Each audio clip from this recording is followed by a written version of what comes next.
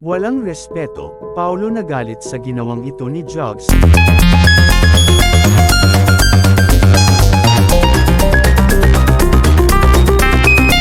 Kay Kim Chiu sa It's Showtime.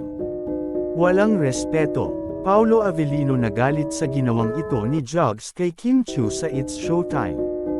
Nabastusan, Paolo pumalag sa ginawang hindi maganda ni Jugs. Ano nga ba ang sanhi kung bakit ito nagawa ni Jugs?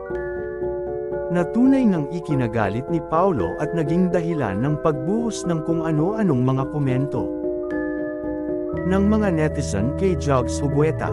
Banggit ni Paolo na ayawan niyang sinasaktan si Kim dahil hindi niya ito deserve, dapat siya ay nirerespeto dahil mahalaga siya sa akin. Tunghayan ang pangyayari na ito.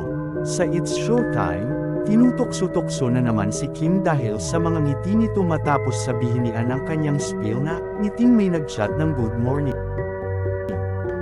Itaas daw ang mga nakarelate.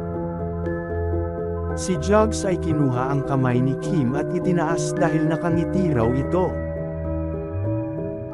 Obvious din talaga ang high energy at happiness ni Kim.